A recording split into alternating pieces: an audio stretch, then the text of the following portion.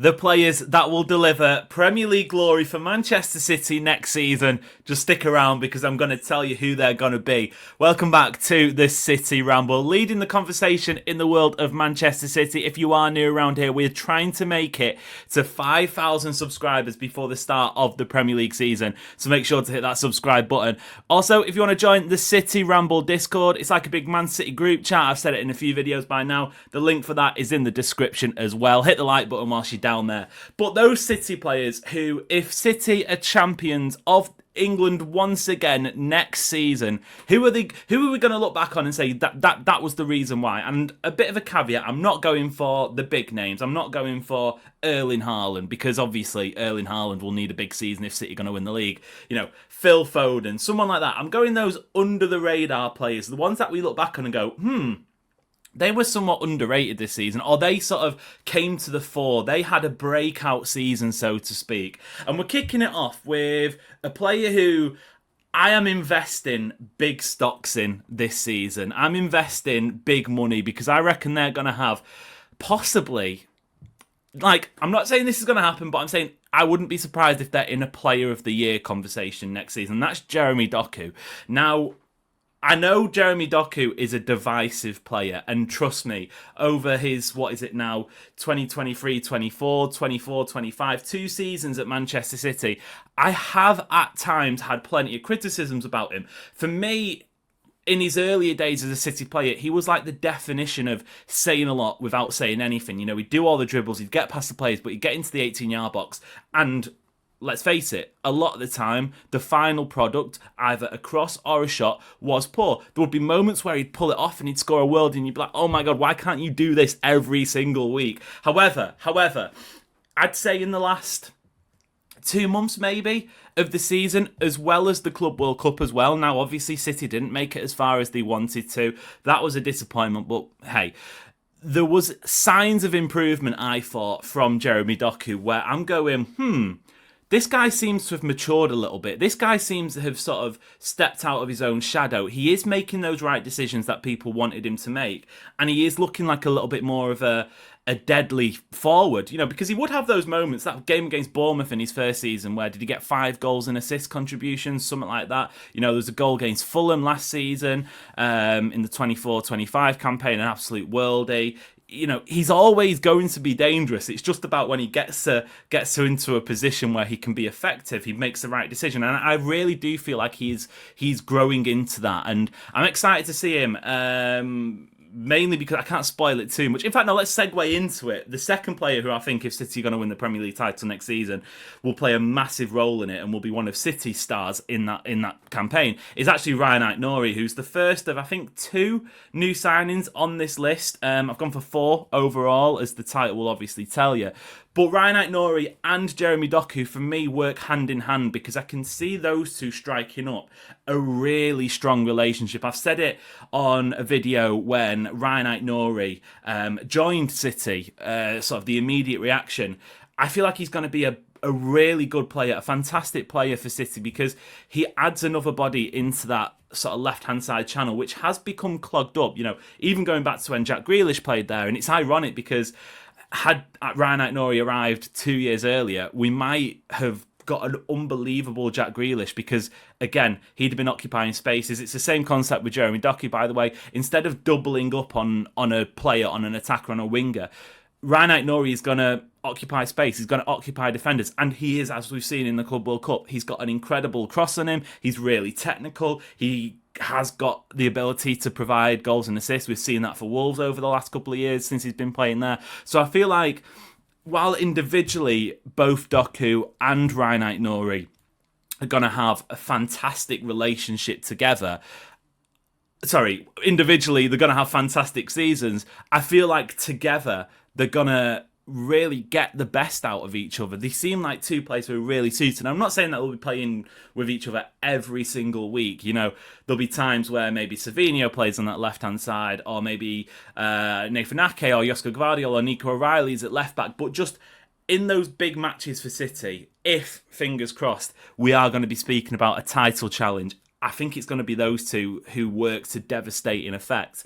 The second new signing, oh, by the way, another shout, if you're not in the Discord, make sure to do it, hit subscribe, like button, etc, etc. The second new signing, now, I was telling, obviously, City so far have made 3, I would say, big signings. Hey, Marcus Bettinelli, you've got a role to play, but minutes on the pitch might not be too forthcoming.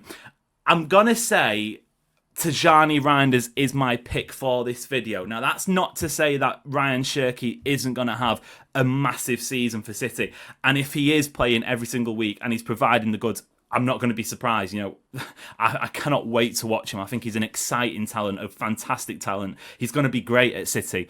But I'm talking about players who I can see really changing the face of the team, of the style of play. And I think Tijjani Reijnders is certainly that, because more so, I think, in the games at the Club World Cup where he was playing a little bit more advanced, the legs on that man, oh my lord. I don't know if it's because we haven't had a midfielder for the last sort of 12 months who was really making those runs. Kovacic, Bernardo Silva, Gundogan, Kevin De Bruyne, as much as I love most of them and all of the contributions and, the great players, objectively great players, and have been for many years, they are obviously towards the latter end of their careers.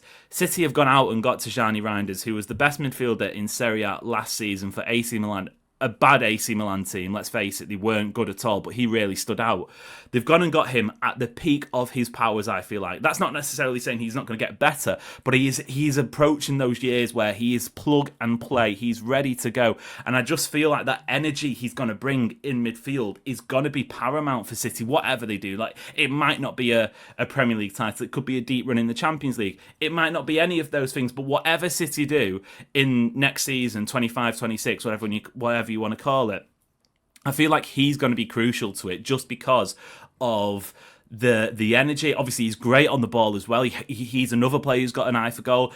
I've made a comparison earlier on in the summer that he's a little bit like Borussia Dortmund, Ilkay Gundogan, because Gundogan came to City and the rest is history basically. But I don't think I could necessarily tell you for the however many years Gundogan has been at City his exact style of play, because it's changed. He was once playing false 9. Originally, he was playing that sort of maybe advanced 8, bit of box to box about him, arriving late in the penalty area. As his time at City went on, he did drop deep. I remember the derby against United, the 6-3 derby, when Haaland and Foden both got hat-tricks. He was playing as holding midfield. He became a versatile Pep Guardiola player and was amazing at it, obviously in the treble season as well, playing alongside Rodri.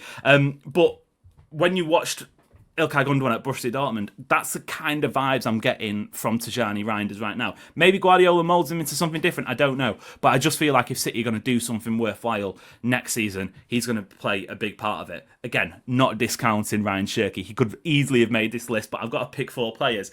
Now, I think the last one is a bit of a rogue shout. It's the one I'm least confident about, but I was trying to think, like, who can I stick in it? Obviously, I didn't want to pick the obvious names of Haaland, of Foden, the big guys that have done it in the past.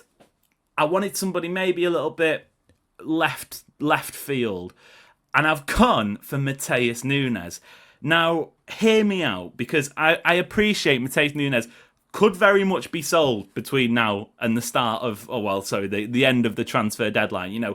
He is, I'd say his position in the squad is at risk, especially if City go out and sign a right back. So I'm fully aware of that, but I'm not saying that he's necessarily starting quality level for City right now, but there have been sparks. There have been moments where he's played that right back. Even at the Club World Cup, that Juventus game, I feel like, was up there with one of his best performances. And the attributes he's got does make sense for that position in a Guardiola team. Now, personally, if you ask me, I want to see City. Maybe it's greedy, I don't know, but I feel like right back is certainly the weakest part of the squad for City, which is kind of why Matheus Nunes has made this list, because if City are going to win the league title, it's going to need like a Superman level performance from somebody in that position throughout the season. It could even be Kusanov. It might be a Kanji. Whoever's going to establish themselves as City's starting right back. But I feel like Matheus Nunes, there was comments on Guardiola, wasn't there, that he's really learning that role well. He's sort of growing into it. He's got the athleticism, maybe makes mistakes every now and again. But I just feel like he's, at the back of my mind, the same way that Fabian Delph did it for City, the same way that Zinchenko did it for City in times where they won the league. As much as I would love a big money go out and get Livramento, fix that position, get the next best up and coming English right back, get him in the team. I'd love to see that, and fingers crossed it does happen.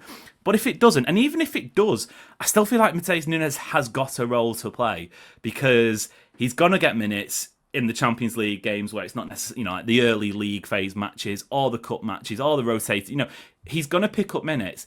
And I don't know, we've seen it before, like I said, Zinchenko, Delph. Guardiola has done this with sort of midfielders, turning them into versatile fullbacks. And that's my wild card. But comment below who you think might be the standout, somewhat under the radar players for City if they're going to go on and mount a league title. As always, make sure to subscribe if you are new to the City Ramble. You can check out us on social media as well, the City Ramble, TikTok, Instagram, Twitter, all of the lovely stuff. Until next time, it has been a pleasure, and we will see you later.